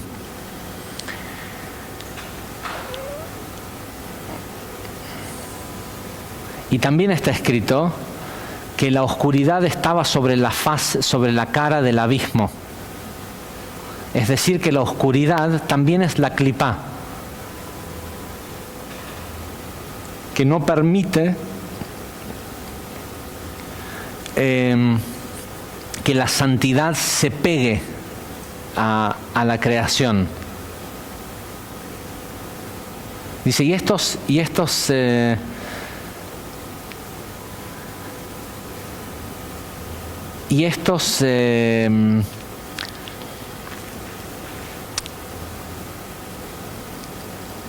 dos versículos parecen contradecirse entre sí. Lo que pasa es que ahora entra en una explicación mucho más larga, que se levantan y le preguntan a Rabbi Shimon por qué se contradicen, pero no es tan importante esos detalles. Lo importante es esto último que leímos. Dice, la idea de que el día o la luz es llamada día y la oscuridad es llamada noche, es porque Nukva de Zeir Anpin es la oscuridad, también llamada noche, y solo puede recibir luz de Zeir Anpin. Vieron que cuando una persona, en realidad son pocas las cosas que producen eso, pero generalmente tiene que ver con una persona que tiene una gran alegría porque, no sé, porque nació un hijo en su familia, porque ganó mucho dinero, o porque está enamorado, la gente lo ve y le dice, estás radiante o brilloso. Literalmente hoy sabemos que eso es cierto, ¿sí? Que no es no es solo una forma de decir. Nosotros sabemos hoy físicamente, científicamente, que una persona que está contenta, que está feliz, tiene una cierta frecuencia en las cadenas de aminoácidos que produce que la piel refleje luz de otra manera. ¿Sí? De hecho, en Israel están haciendo, conozco personalmente a un científico que tiene un proyecto, hicieron un sensor óptico, que es como un reloj, que diagnostica una serie de parámetros vitales según cómo la piel del individuo refleja la luz. Es una estupidez, es un relojito que tiene una luz LED que cada 30 segundos se prende, uno ni siquiera la ve porque está tapada, y al lado del foquito LED hay un sensor óptico que se fija cómo se reflejó esa luz. Y según cómo la piel refleja luz, te pueden decir cuánta azúcar en sangre tiene, te puede decir si el tipo se está quedando dormido manejando. Sí, una serie de parámetros biométricos que tienen que ver con cómo refleja la piel la luz. ¿Sí? Ahora, la piel, el cuerpo, es Malhut. Y cuando la persona brilla o tiene esta luz, cuando está contento, ¿sí? Cuando por una cuestión de percepción, a lo mejor después lo vamos a ver re oscuro cuando esa situación cambie o lo que sea, pero en ese momento, cuando tiene esa percepción, su biológicamente comienza a emitir luz. Y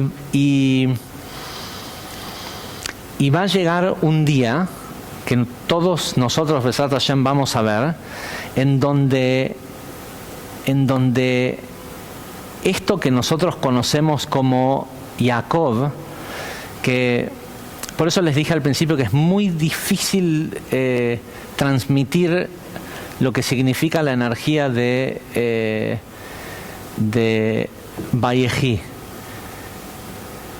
Y de hecho el mejor intento que hemos hecho o que por lo menos creo yo que he hecho de tratar de transmitir lo que significa esta porción es el curso Moldeando la Realidad. ¿Sí? Porque lo único que tenemos que entender y que tenemos que buscar adentro nuestro es a Jacob. Hay que lograr encontrar adentro de cada uno de nosotros el entendimiento de que no somos el cuerpo físico, que no somos lo que sentimos, no somos ni siquiera lo que pensamos. Nosotros lo que somos es lo que le da vida, lo que Vayehi, ¿sí? Lo que le dio vida a Jacob, lo que le da vida al pensamiento, lo que le da vida a Vayehi Or, a lo que va a ser luz. Nosotros no somos esto que llamamos humanos. La gente cree que el humano es esto que es un animal sofisticado. El humano, el ser humano, es esta capacidad de darle vida a lo que sea. Y el Gmar Hatikun, el fin de la corrección, es cuando volvamos a un camino de entender qué es lo que es verdad y qué es lo que es mentira, y que no estemos dispuestos a darle vida a lo que es mentira. ¿Sí? Y lo que es verdad y lo que es mentira se puede separar fácilmente. La única pregunta que tenés que hacerte es si eso a lo que le estás dando tu energía era, es y será. ¿Sí? Y es, no sé bien cómo explicarlo, pero vos le estás dando tu vida a tu empresa. ¿sí? La mayoría de la gente, si es dueño de una empresa, un día mira para atrás y ve que por tener una cantidad de dinero en el banco, una cierta seguridad para sus hijos, que no hay ninguna seguridad de que los tipos no lo pierdan en 5 segundos, ¿sí? Tengo un conocido que vamos a esquiar todos los años juntos y son 2 hermanos que odian a su padre. Lo odian, pero lo odian con toda su alma, ¿no? Y el papá tiene una industria que es toda su vida, porque como no tiene relación con los hijos, con lo único que tiene relación es con esta industria, y es una industria realmente, casi todos ustedes consumen de lo que fabrica este señor, ¿no? Estoy seguro que alguna vez han consumido de lo que él fabrica. Y cuando se pelea con los hijos que trabajan en la empresa, le dicen: ¿vos sabés que el día que te mueras la vamos a vender por $1,000 a la empresa? ¿Sí? Y lo hacen, imagínate, pero la verdad es que no tenés ninguna garantía que a eso que le estás dando tu vida, ponele que tus hijos no quisieran, pero tampoco sabes si son tan capaces como para que no pase exactamente lo mismo, ¿no?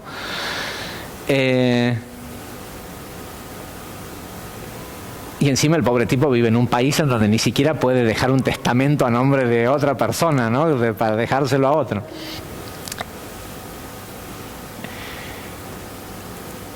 Y si prestas atención, tu empresa no fue, ¿sí? Comenzó a ser un cierto día, ahora es, pero no sabes si será. Y hoy en día te puedo asegurar que la mayoría de las grandes empresas del mundo en 10 años no van a ser, ¿sí? Todas las grandes empresas están en vías de extinción, con lo cual esa empresa a la que le estás dando tu vida es mentira, ¿sí? Y entonces, ¿qué haces? ¿Cuál es la respuesta? Eso que hace tu empresa, hay algo adentro de tu empresa que es Jacob. Hay algo adentro de tu empresa que le da vida a algo que fue, es y será, que es otro ser humano, ¿sí? Otro alma. Si vos no podés encontrar, y sí lo hay en todo lo que existe, pero si vos no lo podés encontrar, si vos no podés identificar qué es lo que tu empresa tiene para dar, que da vida, no lo que le quita a los clientes, ¿sí? O al medio ambiente o a lo que sea, porque esa es una de las cosas que garantiza que no va a ser. En el mundo que viene, seguro, si tu empresa toma más de lo que da, no va a ser, ¿sí? Porque hay un proceso de democratización y de apertura que se acabaron los tontos de quien tomar provecho. Pero ponele que cumpla con esas nuevas reglas del mercado. Igual, respecto a tu vida, estás desperdiciando tu vida cada vez que vas a esa empresa si no podés encontrar cómo esa empresa es un medio para dar vida.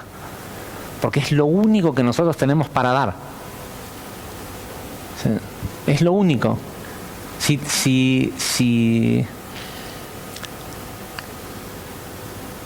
esa empresa te consume toda tu vida y el leitmotiv de esa empresa es generar el dinero para poder seguir vivo dignamente, lo que más te conviene es morirte. ¿Sí?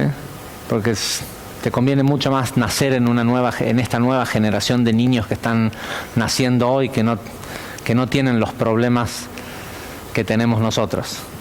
¿Sí? Si no podés encontrar cómo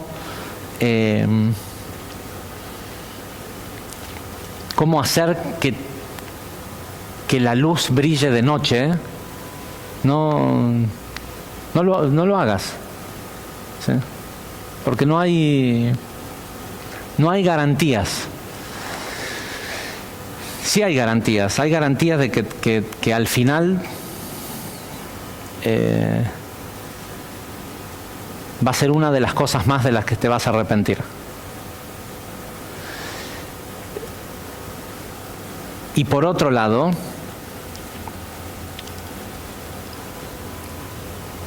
si logras esa conciencia que se llama Melech Israel, donde lo que vemos en la clase 4 del curso Ser y Vivir Libres, Melech, ¿sí? que el sistema que te guíe sea Moach, Lev y el hígado como un Kaved, que sea como un filtro de todo eso y no al revés.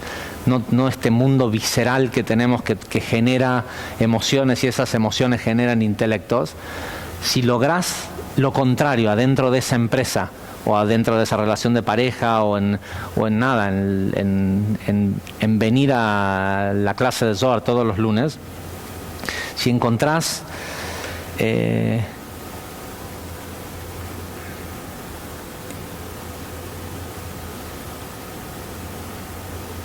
para qué tenés lo que tenés y cómo puede ser utilizado para dar luz en medio de la noche, eso es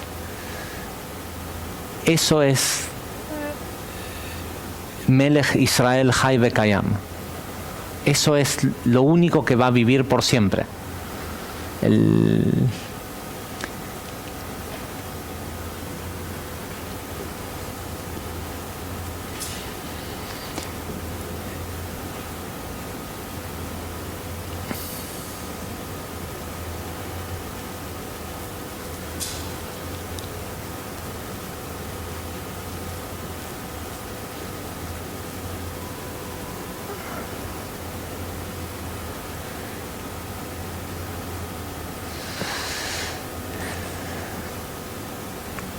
Lo que pasa es que si uno realmente entiende esto, es muy fuerte mirar para atrás y hacerse cargo que la mayor parte de nuestras vidas las desperdiciamos. ¿Sí? Pero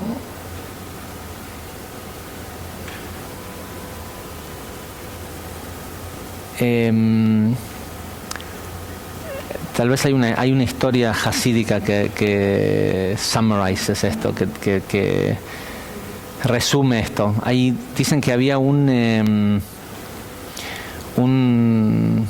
dicen que es una persona que es un rabino que fue muy conocido dentro del movimiento hasídico, que un viernes a la tarde, justo antes de empezar Shabbat, vino una mujer al preguntarle si él podía ir a la casa de ella a ver si el pollo que habían comprado era kosher o no, porque a ella le parecía que por cómo se veía la yugular el corte que tenía el pollo, que probablemente no fuera. Y él estaba justo corriendo para ir a hacer mikve, un tipo sumamente espiritual y muy elevado, un gran maestro, corriendo para ir a hacer mikve justo antes de Shabbat. No daba el tiempo para. Entonces le dijo, mira, discúlpame, pero no tengo tiempo para esto. Fue, hizo mikve, ofició en su sinagoga, se fue a la casa a comer y dice que en el momento en que estaba haciendo el kiddush del viernes a la noche, de golpe se le abrió la mano y se cayó la copa de kiddush y voló el vino para todos lados. Y todos se quedaron sorprendidos, tenía invitados en la mesa, todo. Se quedaron sorprendidos y el tipo corrió a la cocina, agarró la comida que habían cocinado para Shabbat, la envolvió y se fue corriendo a la casa de esta mujer. Y cuando llegó, se encontró con que no tenían comida para Shabbat, porque lo único que tenían para comer era este pollo. que ella, ante la duda de que pudiera ser apto o no, y especialmente para una comida de Shabbat, decidió no cocinarlo. Iban a comer solo pan y el kiddush y todo esto. Y les sorprendió, el tipo vino, les trajo la comida, la dejó, pidió disculpas, esto que yo, y se fue. Pero la sorpresa más grande era en la casa del tipo, que el tipo hizo esto y le preguntaron qué había pasado. El tipo le cuenta de que la señora había venido y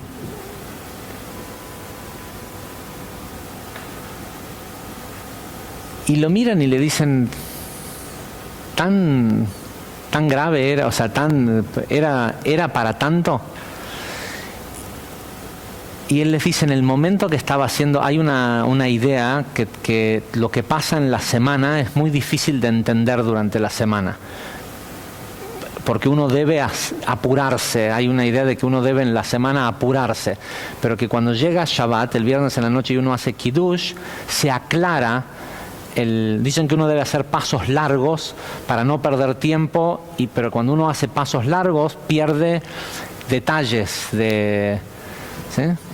Pero que los días de la semana no son para centrarse en los detalles, que uno debe hacer y después en Shabbat entender por qué pasó. Dice que en el momento y lo que dicen que le devuelve a la persona la visión pequeña de todo lo que ocurrió en la semana es el Kiddush del viernes en la noche. Dice, en el momento que hice Kiddush, me di cuenta que la única razón por la cual yo había venido al mundo era para que esa familia no pase hambre esta noche. ¿Sí?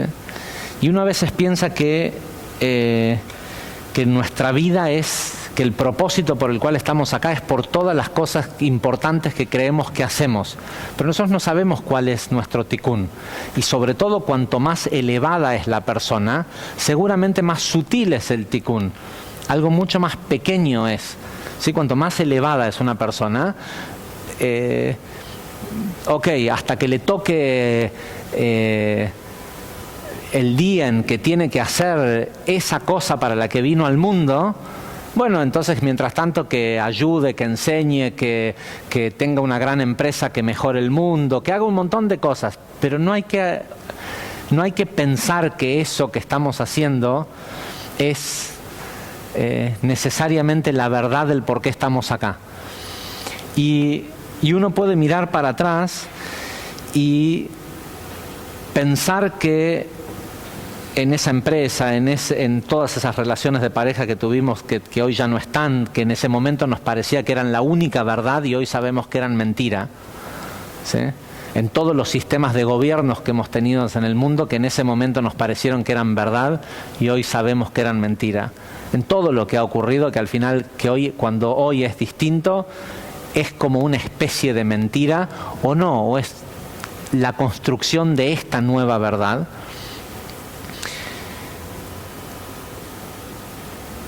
Todo eso puede ser solo un pasatiempo hasta el momento que importa.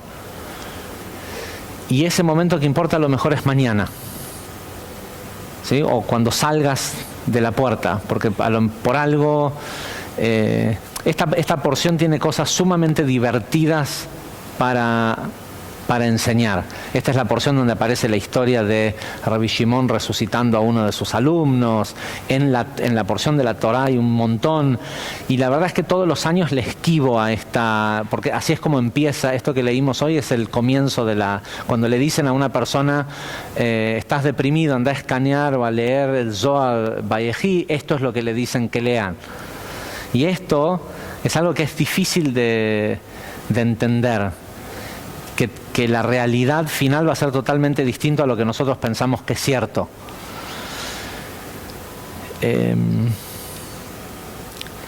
Y es rarísimo pensar esto, pero tenemos que asumir que si todos los días cuando baja el sol se oscurece el mundo, es porque no estamos haciendo lo que vinimos a hacer. ¿Sí? Porque el día que finalmente hagamos lo que vinimos a hacer, el mundo va a seguir dando vuelta y el sol va a estar ahí, pero va a ser de día todo el día, las 24 horas del día. Y yo sé que me están mirando y están diciendo, ese tipo está loco. ¿Sí? Pero la verdad es que si vos todos los días necesitas, olvídate que si baja el sol y se oscurece, pero si todos los días terminás tu día a una cierta hora y estás cansado y tenés que dormir, es porque lo que estuviste haciendo durante el día no es lo que viniste a hacer a este mundo. El Zohar lo dice claramente, dice, la forma como una persona sabe si lo que está haciendo es lo que vino a hacer a este mundo es porque eso que hace no lo cansa, le da energía y no le consume. Presten atención a la cosa más tonta, como por ejemplo el hecho de que se supone que comemos para recibir energía y lo que comemos nos cansa. ¿O no? ¿O no les da sueño después de comer? Ay, qué bueno sería dormir una siesta. Imagínate cómo está dada la situación, que lo que haces supuestamente para recibir energía consume más energía, ¿sí? Nos cansa comer, porque capaz que no estamos comiendo lo que vinimos a comer a este mundo, ¿sí? Vas a trabajar y terminás cansado o querés dejar de trabajar, es porque a lo mejor no estás haciendo lo que viniste a hacer a este mundo. Es complejo y es largo, pero por lo menos creo que el escucharlo debería de sacudir alguna fibra que nos haga querer ser un poquito distintos. Y la clave está en eso, en buscar qué es eso que estás haciendo, que en lugar de que sea algo mediante lo cual extraes energía para consumir, sea algo que le dé vida al mundo. Hasta la semana que viene.